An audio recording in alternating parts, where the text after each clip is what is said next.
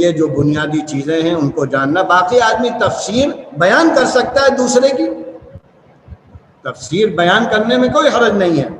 آپ نے معارف القرآن کو پڑھا اور درس دے رہے ہیں، آپ عبد الماجد صاحب دریابادی کی تفسیر پڑھ کے درس دے رہے ہیں، بہت اچھا ہے، دینا چاہیے. اس لیے کہ جن لوگوں نے اس پر کام کیا ہے ان کے علوم کو آپ عام کر رہے ہیں. اور تفسیر کے سلسلے میں جو بنیادی چیزیں جو ضابطہ ہے وہ یہ ہے کہ تفسیر القرآن بالقرآن، یہ پہلا تفسیر کا حق ہے.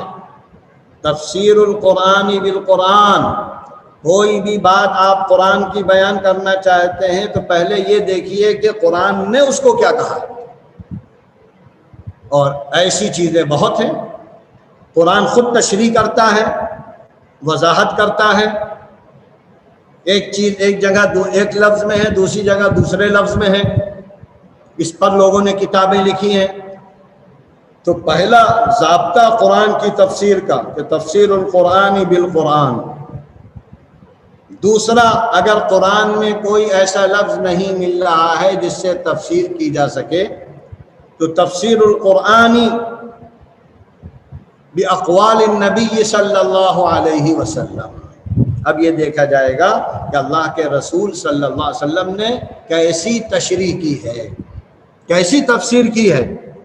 یہ دوسرا ضابطہ ہے، دوسرا اصول ہے تفسیر کا، تفسیر القرآن باقوال النبی صلی اللہ علیہ وسلم.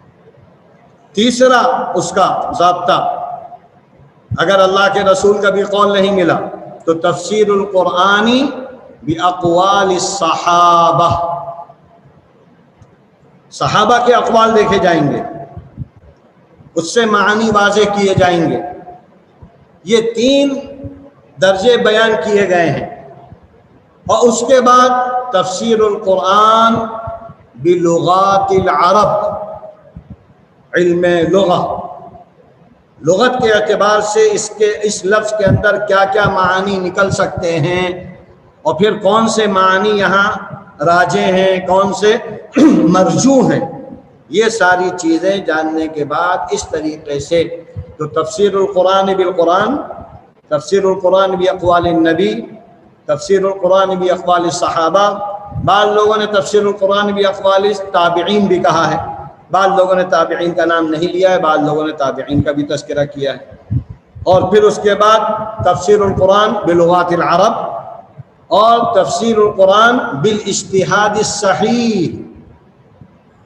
حضرت معاذ کو جب آپ نے بھیجا تھا تو وہاں پر خاص اجتہاد کا حکم تھا اور آپ خوش ہوئے تھے، اجتہد برأیی. یا اسی طریقے سے قرآن میں ہے یا ایھا الذین آمنوا اطیعوا اللہ واطیعوا الرسول واولی الامر منکم فإن تنازعتم فی شیء فردوہ الی اللہ. یہ اجتہاد ہے، غور کرو، قیاس کرو، ذہن کو لگاؤ، پھر اس کا نتیجہ نکالو. تو یہ پانچ بنیادی ضابطے ہیں تفسیر کے لیے.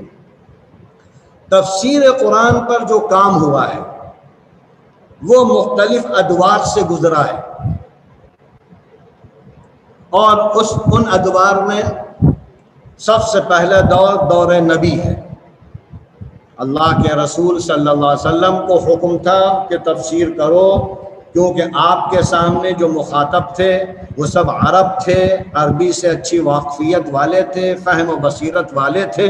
اس لیے آپ نے تفسیر کی بقدر ضرورت، اور وہ بھی آج تفسیر کی کتابوں میں موجود ہیں. ابواب التفسیر، کتاب التفسیر کے نام سے ہر حدیث کی کتاب میں آپ کو مل جائے گا کم و بیش. تو لہذا یہ اللہ کے دور النبی ہے، اللہ کے رسول صلی اللہ علیہ وسلم کا دور. اور اللہ کے رسول کے زمانے میں جو تفسیر تھی وہ سب زبانی تھی، تدوین نہیں ہوئی تھی، ابھی زبانی تفسیر تھی. اس کے بعد صحابہ کا دور آیا تو صحابہ نے بھی قرآن کی تفسیر کی جو اللہ کے رسول سے سنا، اور خود اپنے معانی کے اعتبار سے آپس میں صحابہ نے ایک دوسرے کو سمجھایا. اور بعض صحابہ تو اس میں بہت ممتاز تھے، جیسا کہ حضرت عبداللہ ابن عباس حضرت عبداللہ ابن عمر، حضرت علی مرتضیٰ اور بھی صحابہ کرام جو مدرسہ قرآنیہ کہلاتے تھے، قرآنی مدرسہ. تو لہٰذا قرآن کی تفسیر کا یہ دوسرا دور ہے جو دور صحابہ ہے. اور اس کے بعد پھر تابعین کا زمانہ ہے، اور یہ تو زبانی چل رہا تھا. اللہ کے رسول کے زمانے میں تفسیر ہوتی تھی زبانی، صحابہ کے زمانے میں زبانی، تابعین کے زمانے میں. پھر اس کے بعد جس وقت فتنوں کا دور شروع ہوا ہے اور احادیث میں لوگوں نے شکوک و شبہات پیدا کیے، تو ہمارے محدثین نے پھر بڑی محنت کی. محدثین نے احادیث کی حفاظت کی خاطر بڑی محنت کی، اتنی محنت کی کہ انہوں نے ساری چیزوں کو بالکل کھول کے رکھ دیا. کیا صحیح ہے، کیا غلط ہے، کیا موضوع ہے، کون سی ضعیف ہے، کون سی صحیح ہے، کس کو لیا جائے گا، کس کو نہیں لیا جائے گا. اس کی خاطر انہوں نے علم رجال کا فن ایجاد کیا، اور یہ وہ فن ہے جو دنیا میں سوائے اسلام کے کسی کے پاس نہیں ہے. کسی کے پاس اپنے بڑے بڑے لوگوں کی سیرت نہیں ہے، اور یہاں تو ہزاروں لوگوں کی سیرت اس طرح بیان کی گئی ہے گویا کہ ہمارے سامنے چل رہے ہیں. پیدائش سے لے کر موت تک کے حالات ایسے بیان کر دیے گئے ہیں. یہ بھی ایک خصوصی فن ہے، اور اس میں ہمارے محدثین نے بڑی محنت سے کام کیا. علماء جرح و تعدیل نے، علم رجال کے ماہرین نے، تو یہ چیز وجود میں آئی. تو اب اس کی خاطر احادیث کو محفوظ کیا گیا، اور اس پر کتابیں لکھنے کا، تاکہ ساری احادیث جو صحیح ہیں ان کو محفوظ کر دیا جائے. تو اس سلسلے میں امام مالک، امام بخاری، امام مسلم وغیرہ نے باقاعدہ احادیث الگ الگ ابواب سے جمع کی. ابواب الطہارہ، ابواب الصلاۃ، ابواب الزکوٰۃ. تو اسی طرح ابواب التفسیر. تو ابواب التفسیر جب باقاعدہ کتابی شکل میں آ گئیں تو یہ اب ایک مدون شکل ہوئی، مدون تدوین، کتابی شکل. ابھی تک زبانی تھی، اب کتابی شکل بنی. تو لہذا تفسیر کی جو تدوین ہوئی ہے وہ سب سے پہلے ہمارے محدثین نے کی ہے، اور ان میں امام مالک کا نام، امام بخاری، امام مسلم کا نام ذکر کیا جاتا ہے. لیکن یہ ضمنی تفسیر تھی، جزوی تفسیر، ضمنی تفسیر، باقاعدہ تفسیر نہیں تھی. ایک حصہ تھا، کتاب کا ایک جز تھا. تو لہذا اس طرح پہلا ضمنی تفسیر کا دور شروع ہوا. پھر اس کے بعد مستقلاً تفاسیر لکھی گئی ہیں، ایک ایک حرف کی تفسیر لکھی گئی ہے. اس میں بہت سے لوگوں نے، حضرت عبداللہ ابن عباس نے تفسیر بیان کی، مجاہد نے اس کو نقل کیا، اور حضرت عبداللہ سعید ابن جبیر نے، اور بعض لوگ یہ کہتے ہیں کہ فرہ نے. تو فرہ تو 208 کے ہیں. اس سے پہلے بہت سے لوگوں نے تفسیر پر کام کیا. اس لیے کسی ایک آدمی کا متعین طور پر نام نہیں لے سکتے، کیونکہ اس سلسلے میں کوئی جو اس وقت کی کتابیں ہیں وہ سب ناپید ہو گئی ہیں. صرف حوالے ہیں، تو حوالوں سے آدمی نہیں جان سکتا اچھی طرح. تو اس طریقے سے ضمنی تفسیر شروع ہوئی. پھر اس کے بعد باقاعدہ تفسیر کا دور آیا، تدوین کا. مکمل تفسیر لکھی گئی، اور مکمل جب تفسیر لکھی گئی تو اس وقت تفسیر جو لکھی جاتی تھی وہ روایتوں کے ساتھ، سندوں کے ساتھ، سندیں بیان کی جاتی تھی باقاعدہ.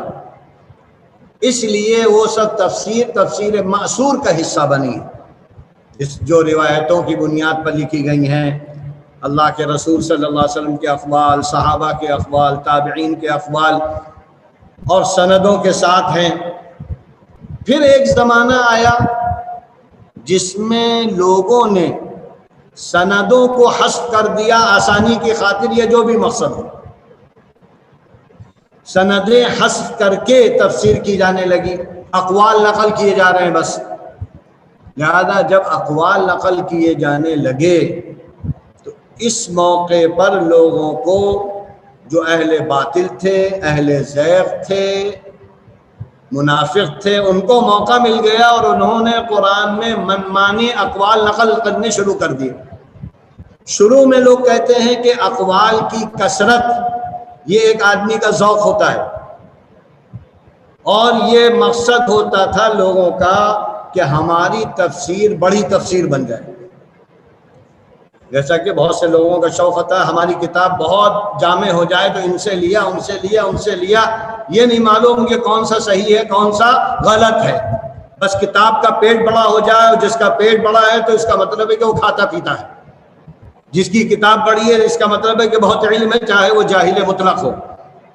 تو یہ آدمی اپنے اعتبار سے چیزیں متعین کر لیتا ہے اور یہیں سے غلطی کرتا ہے، دھوکہ کھاتا ہے۔